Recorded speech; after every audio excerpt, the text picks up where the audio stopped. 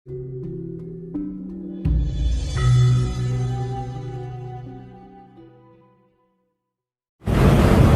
besok kuwi bakal akeh sing butuhke. Dan tantangannya satu, Mas. Melawan halusinasi. Melawan halusinasi. Karena itu adalah penyakit yang paling kronis di dalam dunia spiritual. Spiritual akan runtuh ketika orang sudah mulai gemar bicara tentang halusinasi. Ya, konkretnya aja, Rama. Contohnya aja. Sekarang misalnya gini, supaya orang, ini kalau yang disengaja ya, kita contoh halusinasi yang disengaja.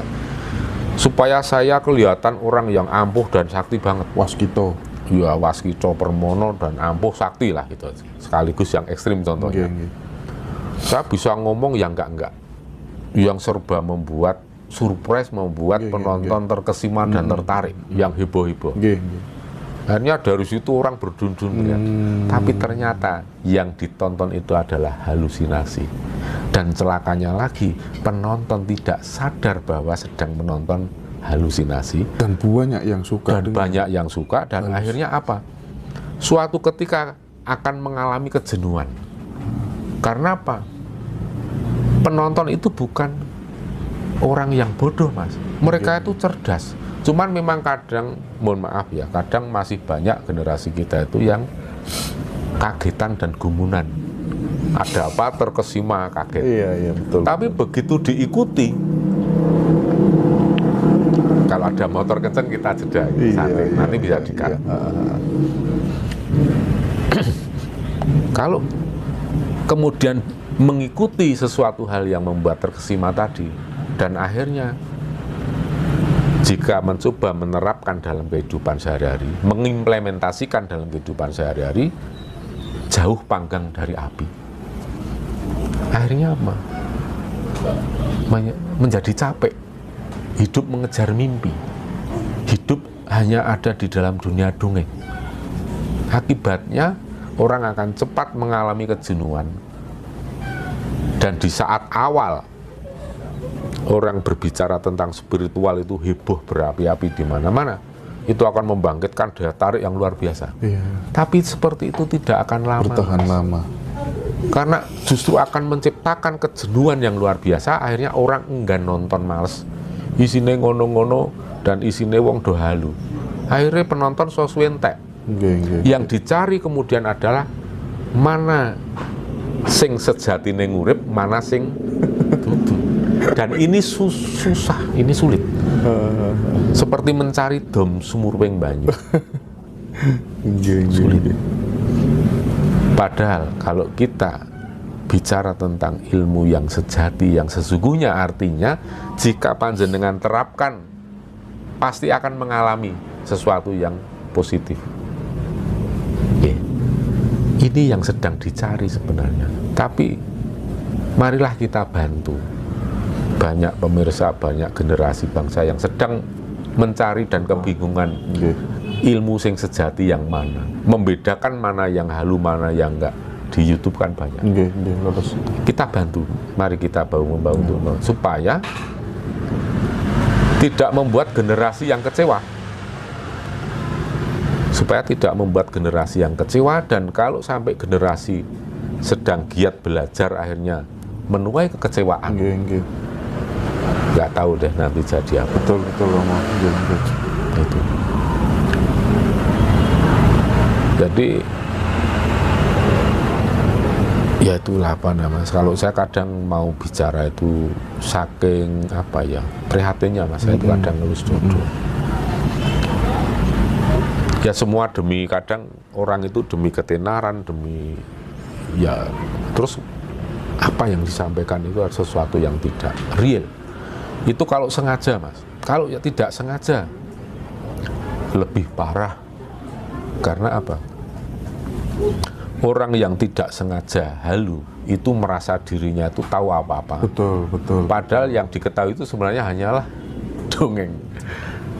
Ini yang, aduh, saya selalu, para leluhur, jaga diri saya jangan sampai kena penyakit halusinasi, karena akan fatal. Saya tuh ngomong di depan publik, Mas.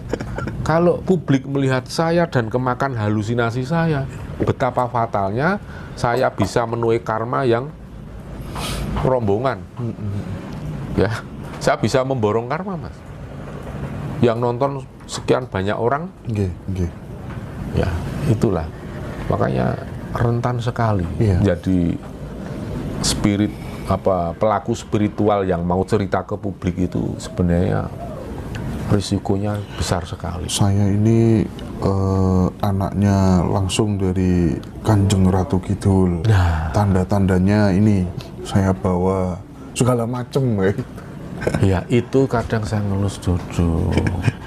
Apalagi kalau dengar langsung dari beliau Kanjeng Ratu Kidul. Saya pernah menyampaikan, Mas. Terus pundi Kanjeng Ratu. Menika kathah tiyang ingkang kados mekaten. Itu komunikasinya Romo langsung di pinggir pantai atau gimana? Enggak, kadang rawuh beliau ke sini. Kenapa beliau kerso rawuh di sini? Ya tentu saja karena saya sudah sering kali untuk marak sowan ke pantai selatan atur pisungsung. Jadi beliau sudah kenal saya, sudah melihat intensitas kesetiaan saya, welas asih kasih sayang saya kepada beliau, kepada semua titah di sana. Kalau enggak ya beliau seorang presiden, iya. Pak Jokowi mau datang sini, kowe iki sapa? Iya.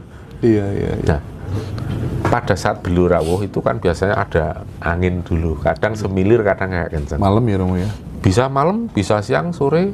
Ramai pas sepi? Maksudnya ada teman-teman banyak apa enggak? Pernah ada teman-teman, ada anak-anak saya berkumpul di sini.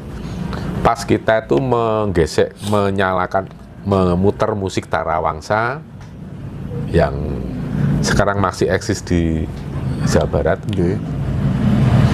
Terus saya dahului dulu dengan nembang Pangkur 13 itu yang Tan Samar Pamoring Sukmo, ya kan.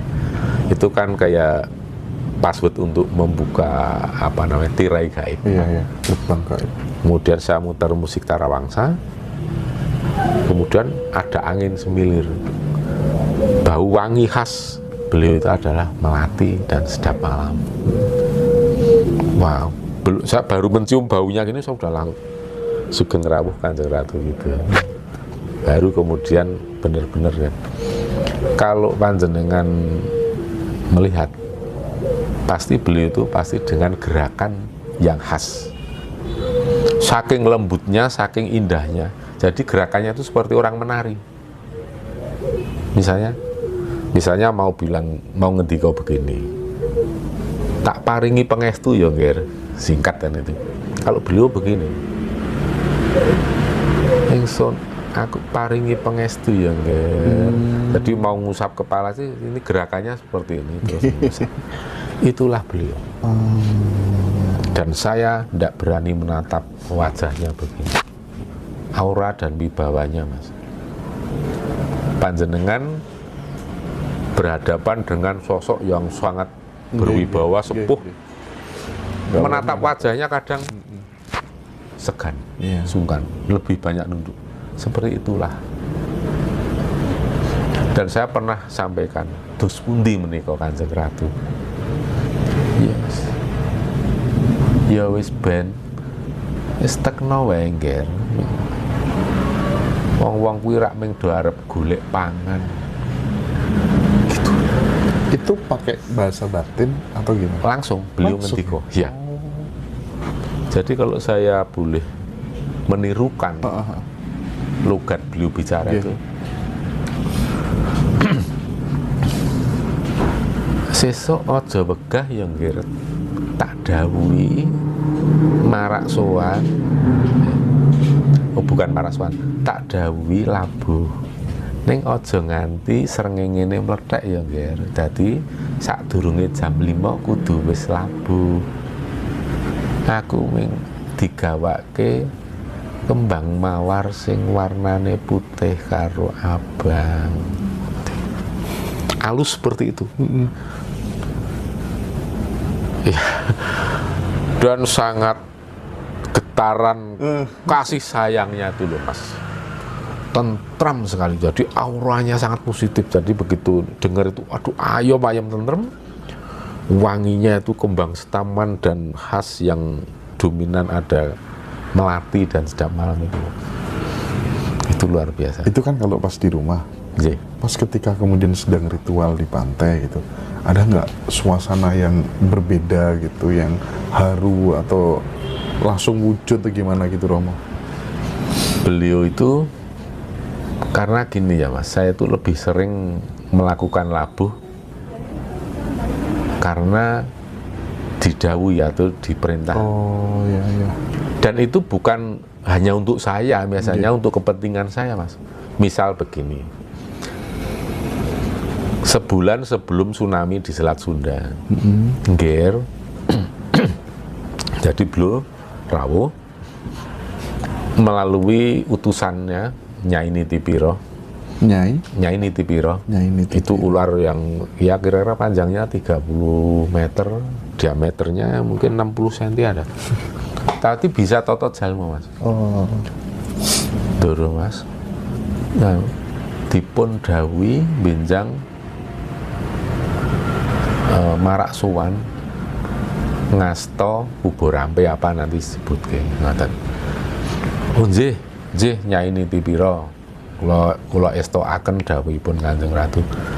Nah begitu besok saya kabari anak-anak, ayo do marak sowan nyekar ke Parangkusumo, nanti anak-anak banyak yang ikut. Pada saat di sana Kanjeng Ratu kan mulai kelihatan. Ya mulai kelihatan terus kita serahkan gitu. Biasanya yang menerima itu Manggolo Yudo. Itu yang perempuan cantik semua. Ya mungkin kalau orang yang lebih mudah dilihat orang yang itu Manggolo Yudo dan cantik kan. Kalau belum pernah melihat beliau Kanjeng Ratu itu pasti menyangka bahwa para Manggolo Yudo itulah Kanjeng Ratu itu. Baru semua cantik banget Mas. Jumlahnya juga banyak. Banyak. Kalau Mas Indra melihat itu kayaknya enggan kok mau memalingkan muka gitu ya. Iya. Pokoknya ingin melihat dan bahkan ingin tinggal di dimensi sana. Karena memang ayam tentrem dan lingkungannya sangat ya luar biasa. Tapi kalau dibandingkan dengan Kanjeng Ratu sendiri, kecantikannya gimana? Waduh Mas, itu kalau nggak bisa dibandingkan jauh. Susah digambarkan. Dan ada aura cahaya ya. Ada aura cahaya. Tapi beliau itu sebenarnya manusia, dewa atau gimana, Romo? Dewa perempuan atau dewi. Yang jumeneng ratu. Karena banyak dewa perempuan atau dewi yang tidak menjadi ratu. Seperti Dewi Nawang Bulan, itu kan menjadi garwa Ki Ageng Tarub. Dewi Nawangsih, Dewi Nawangsari. Nah, pada saat kita labuh itu Mas, beliau mengatakan begini, tak terima ya nggih ranggonmu labuh iki kabeh ayo padha nuwun supaya bebaya ing sisih kulon aja akeh-akeh kurbane. Sebabe iki segarane arep nelan kurban akeh.